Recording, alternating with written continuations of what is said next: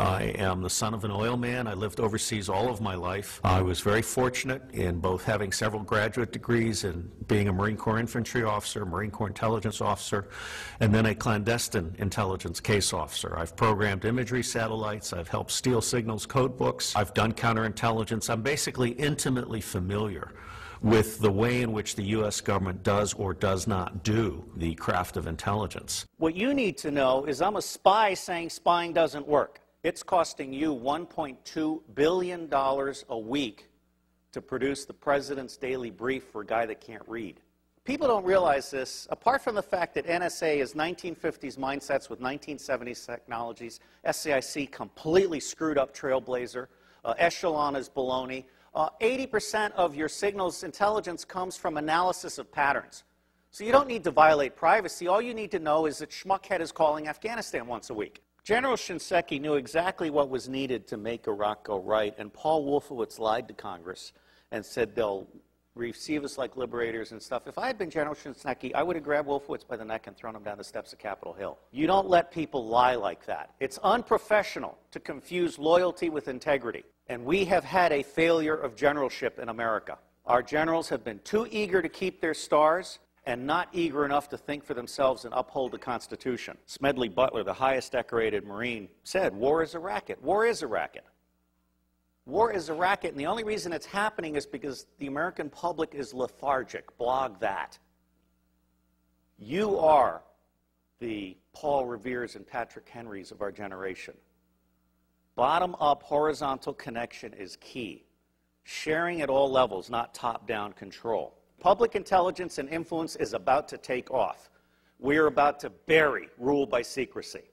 Civil affairs is the focal point. The intelligence guys need to go back in their box. Bloggers, not informants, are key. The FBI is about to try and hire 2,000 informants in a Soviet police-style approach to security. That's idiocy. If you bloggers self-organize and attach yourself like leeches to specific issues, corporations, organizations, challenges, whatever, you will be the intelligence Minutemen of this century. The power is in your hands. There aren't enough guns to kill us all, and Halliburton can't build the jails fast enough to keep us down. Bloggers, as Linux is organized, where you grab onto an issue or something and you are part of a structured citizen journalism blogging thing that lets no evil doing go unnoticed, that rules. So I think we're at a turning point. I think we're at the very beginning of a historic tidal shift in power, restoring the Constitution. I don't know how many of you are following this, but the Comptroller General has told Congress the United States of America is insolvent. We're out of Schlitz. We literally have no money to make it to the next decade. Now, there's some very easy solutions. I could eliminate all income taxes tomorrow and have more than enough money to fund the government by using some other guy's bright idea. We tax the Federal Reserve at 0.0006, doubles our money until we decide to put them out of business permanently, because we certainly should not have central banks. We've put together an electoral reform pledge, and it's my view that any member of Congress, any member of the Senate that refuses to sign both the constitutional pledge, supporting the Constitution, and the electoral reform pledge should be put out of business. And I believe that will be 95% of all of these people. It may be time to literally dump Congress on its ass and start over. The government has gotten stupid to the point that it can't write a statement of work. And so they ask the contractors to write a statement of work, and the contractors write a statement of work saying, you need more of what I haven't been able to sell. And the government says, oh yeah, right, good. Put it in the budget. This is real shit.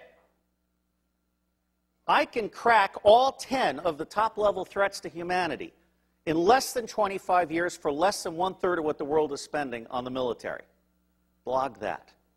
And I will tell you the price of buying back the United States government. It's $500 million a year.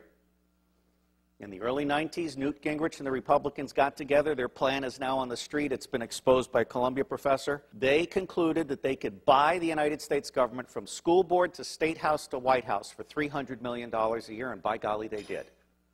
And every single member of Congress is impeachable for having abdicated their Article I responsibilities under the Constitution and serving as foot soldiers for the president and his mendacious vice president. If you confiscate all the wealth in the world, which I do not advocate, all you have is a $5 bill for every one of the 5 billion poor on the planet. For what we have spent on the Iraq War, I could have given a free cell phone to every one of the 5 billion poor on the planet. I could have taken the 10% residual capabilities on DoD satellites, abandoned communication satellites, and I could have provided free T1 to the Southern Hemisphere. Blog that. That's the kind of stuff we have to do. Because if we don't do that, those 5 billion people, instead of producing wealth that stabilizes the earth, are going to produce plagues, epidemics, criminal gangs, drugged up people. Ralph Peters, a friend of mine, and the bottom line here is the only path to wine, women, and wealth for badasses anywhere on the planet that have no money is guns. And what's happening here is we're at the very beginning. We're just starting to come out of our little eggshell.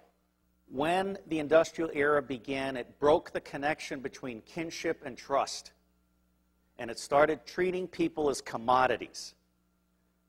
And then we lost sight of our government and we allowed the corporations to buy the government. The United States of America no longer represents we the people. But you can change that. The reason it's not working today is because we have a military-industrial complex that profits from secrecy and war, and it does not profit from efficiency and peace. Blog that. The bottom line here is that central banking is an evil cancer. These people are selling us credit they don't have so they can take profits they don't deserve out of our pockets. That's nuts. The United States government is constitutionally chartered to print money on the good faith and credit of all of us and not pay interest. Why are we being such fools? Well, unfortunately, if you fight them, you get assassinated. Lincoln and Kennedy were both about to print money and not borrow from the banks. I can't connect those two dots, but I can tell you they're side by side. But the reality is the federal government is broken in every possible way. And it's going to be localized, bottom-up resilience networks. They're going to save us. That's where you guys come in. Our educational system stinks. It beats the creativity out of kids by the time they're in the 4th grade. It forces you to become a blogger or hacker in order to become creative. So you guys are the lifeboat. We've gone from America the Beautiful to America the Shit. Now, I believe we need to start blogging retrospective impeachments. I'm not saying we need to hang them or tar them or feather them, just out them. I think it's time for citizen investigative journalism to go deep and go back and go current. And people need to understand they can't get away with this stuff. There is absolutely no lack of solution, and there is also no lack of money. What is lacking is the popular political will to exercise our God-given right to be in charge. I got thrown off Fox News for saying the global war on terror wasn't real. Well, it's not. Okay? I mean, until we can get to one man, one bullet for the top 6,000, we can contain the next level, and we can provide a quality of life for everybody on the planet at the lowest level, we're not going to get it. The Air Force solution for terrorism is to kill one guy in an entire village, which of course creates 100 to 200 additional terrorists because of that indiscriminate war crime. It's just nuts. And it's nuts because the media isn't doing their job, and so it falls to you. And my dream is to have someone adopt every zip code and start doing that weekly report for their zip code.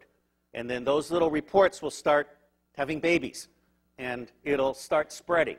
Your government is stupid, and they're stupid deliberately. The intelligence community does not do open source information because they like to think that the cabinet departments are doing their open source information. That's not true. The cabinet departments don't know how to do decision support. What they know how to do is take stakeholder interests and turn them into policy that increases budget share. That is not what I call reality-based budgeting. Politics today has gotten so dirty it's not worth anybody's time if they've got a brain. Well, I don't have a brain, I have a soul. And I believe that America needs to get back in the business of managing itself. I am absolutely certain that central banks are an evil. Central banks are screwing us all, or we'll head it right. We are pigs being harvested for profits. I do believe there are secret societies, although, you know, given a choice between conspiracy and incompetence, I generally go with incompetence. The Bilderberg Group, I just saw a list of who attended the last time, and it's almost a list of nobodies who want to be somebodies combined with somebodies on their way down. I'm not that impressed. These people think they're the movers and the shakers. They're only the movers and the shakers as long as you let them be the movers and the shakers. I spent 18 years trying to help secret government agencies get in touch with unclassified information. And Tom Attlee sent me an email, and he had this little signature blog where Buckminster Fuller said, don't try and heal a broken system, create a new system that replaces it. So I'm honored to be here to set the tone for you guys. And my bottom line is, don't waste your time on the federal government. It's going away. There are 27 secessionist movements. There are 9 distinct nations in North America. I anticipate some virtual separation in the Republic. And I think that you're going to find that, like Vermont, for example, is all of a sudden going to be seen by the rest of America as exactly where we want to be, or Seattle. And so that's called the spike theory of change. As soon as one state gets it perfect, it's going to spread like wildfire.